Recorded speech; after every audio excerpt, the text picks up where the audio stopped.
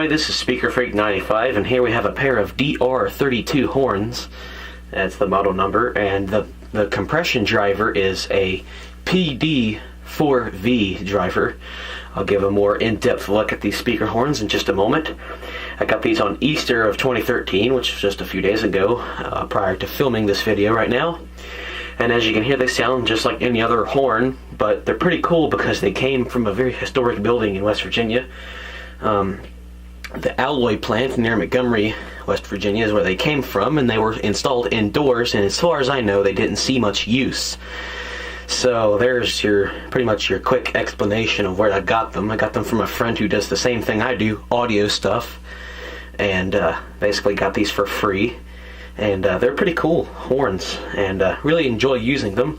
They definitely get the sound out. It's about 16 inches wide, and they're about, I don't know, about 15 inches deep. Let's get another couple different views on here.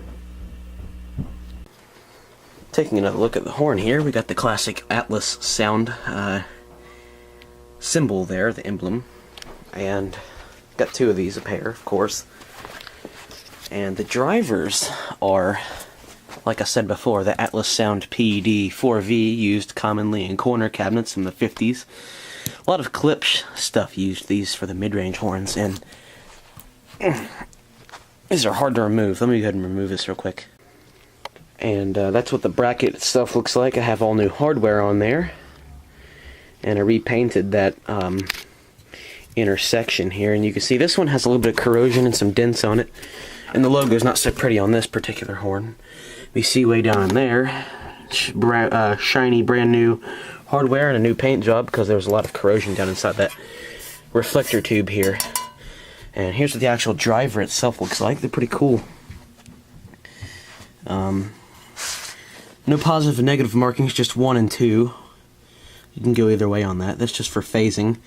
If you're just hooking up one, like to a singular amplifier, then just hook it up any way you want. Positive, negative really doesn't matter, but if you have a pair, you don't want them to be out of phase. So they say you hook up positive or negative to just one, and you don't want to mix them up. So that's why they marked them 1 and 2. The model number and serial number is not on this particular front. They use the same front on many other drivers, and in fact they still make the similar driver to this day, the PD5V, and it's a 50-watt driver, preferably mid-range, and as you heard, they sound pretty good. And it weighs quite a bit for a little sucker, and I got two of these.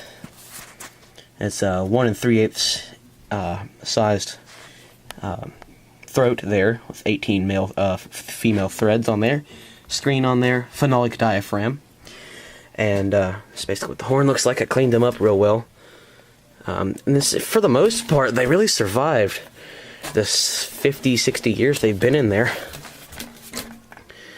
and of course mostly new hardware. You can really tell the new hardware. See, there's a lot of corrosion on this one. New hardware inside there. And if we look at the other one, the logo is really good condition on this one. You can definitely see the paint has definitely survived really well. And turning it around, see, this driver's about the same condition, a little bit more corrosion on this one. Got the drivers mixed up with the horns. The original corroded driver goes with the corroded horn, and the clean driver goes with the clean horn. But you can see I repainted, just using some engine enamel, the center piece inside here.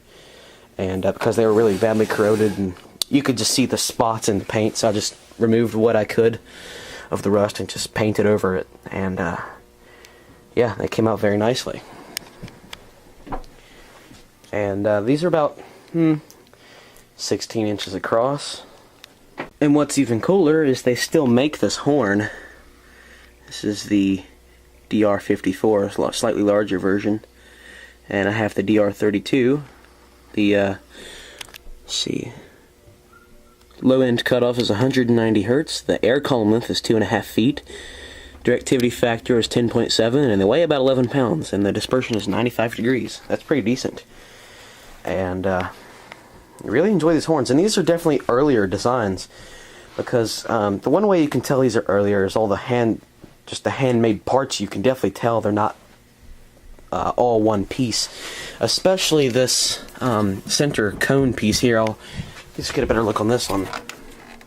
You got a cast end piece here with the logo, and this is a separate piece from this metal tube.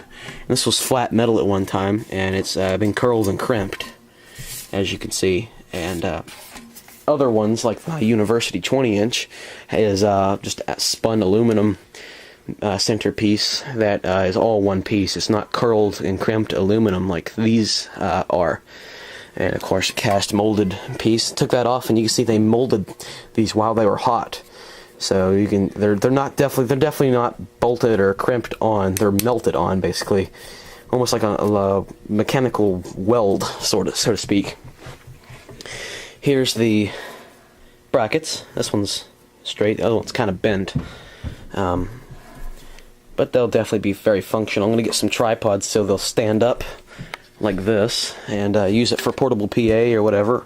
I'm not going to install these because these are very nice. They're in good condition. I'm not going to leave them to get even rustier outdoors. And yeah, a couple dents and dings, but it gives them character. And there's a nice large flat spot in that one right there, but it's pretty good, actually. At least I think it's pretty good. Now let's hear one of these drivers without a horn. And here's the driver all hooked up, and these horns definitely leave it a little bit to be desired on sound quality, because these drivers by themselves, in a non-folded horn perhaps, or just by themselves, sound a lot better than they do when they're hooked up to the horns, oddly enough.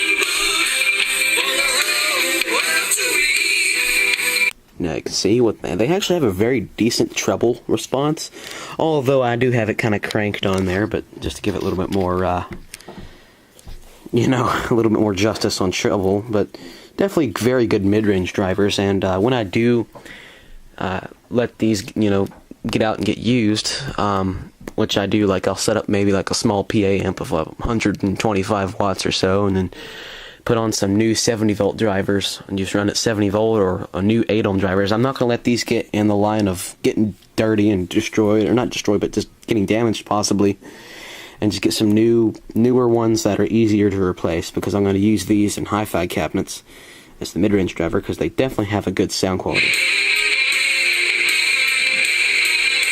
They definitely got some low end. Yeah.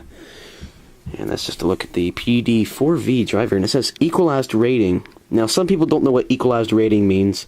It means literally what it means. If it's equalized, meaning you have no lows going to it, let's say 250 hertz high pass or something normal, then they're rated for 50 watts at some, you know, say they're on a band pass crossover mid-range. Let's say they're getting 250 hertz to 5,000 hertz. They're rated 50 watts for that. Or they can go full range, but with no bass. They say like 100 hertz or 150 hertz cutoff, up to 20,000 hertz. They can go 50 watts.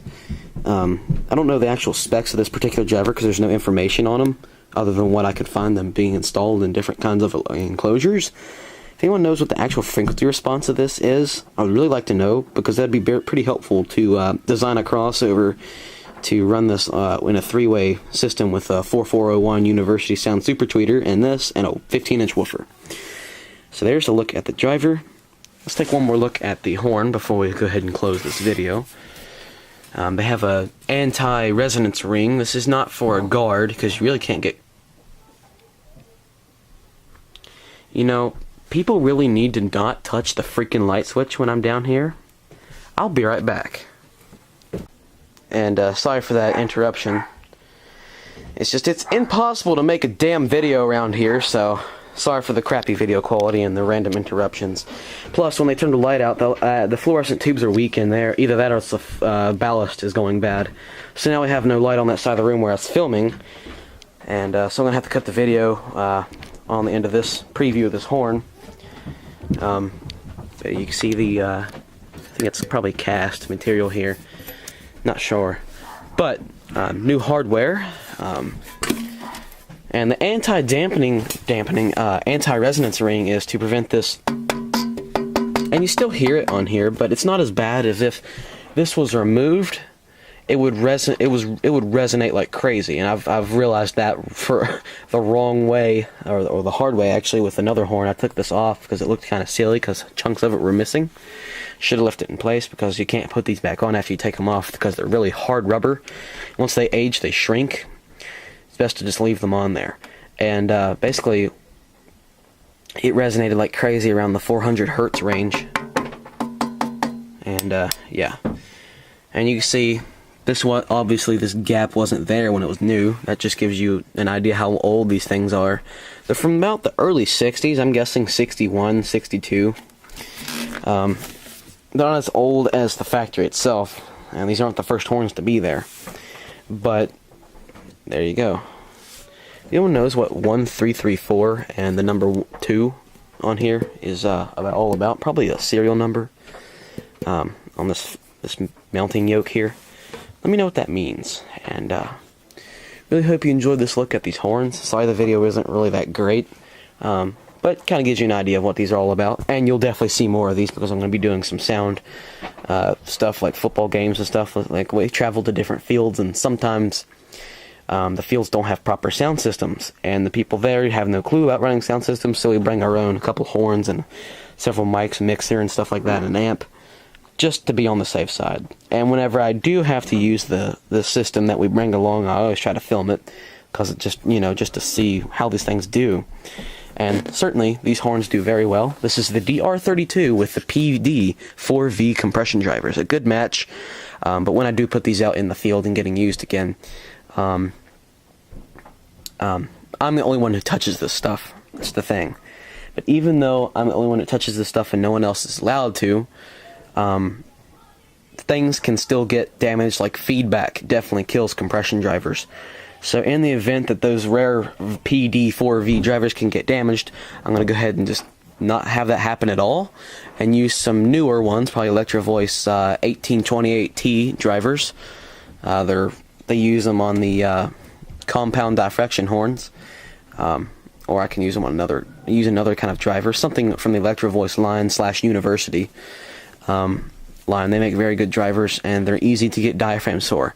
Those PD4V are stamped, which means the actual case is crimped around that driver itself, which means they're impossible to repair. The new ones made of plastic or either metal casts of some sort, and the top comes off, and you can just swap out the diaphragms. Field replaceable diaphragm, easier to fix, less money if you break one of the new drivers. If you break one of the old drivers, I'll be one pissed off Puerto Rican. Thanks for watching this video. There's the threads, by the way. And forgot to mention a few things. I will be driving these with the 70-volt amplifier on 70-volt drivers. And they'll be on sort of like a stand of some sort, like a tripod stand. And I'll have like an adapter so I can connect it and just tighten it. And or I'll have these on like a board or something so they'll sit on their own, like this, on top of the press box or out on the field. And I might not even use these because these are so almost rare. Well, I think they are pretty rare because people just replace them and just get in new ones, and they just throw these away because they don't care. But the thing is, well, pretty much explained it there. So that's the Atlas Sound DR32. They still make these, by the way. Probably not as good as they built this one, but it's hard to tell because I haven't had any of the new horns from their series yet. And eventually I'll do a review on one of those horns if I can get one for cheap, but they're really expensive. But thanks for watching this video.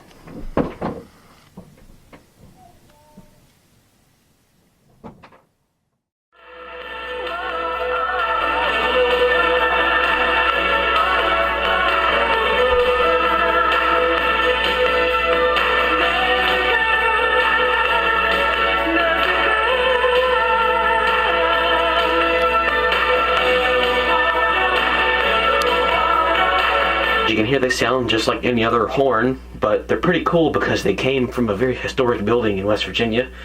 The alloy plant near Montgomery, West Virginia, is where they came from, and they were installed indoors, and as far as I know, they didn't see much use.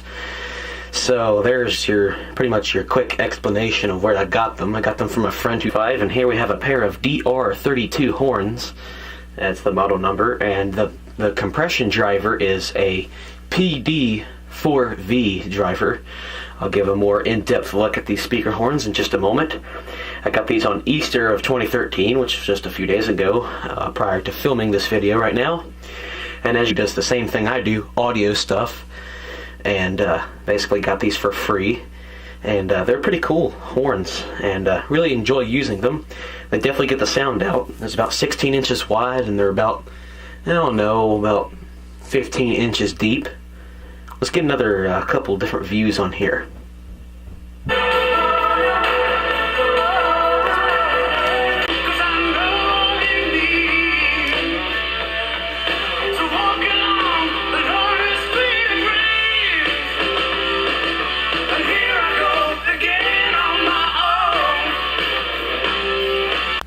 Hello everybody, this is Speaker Freak 90.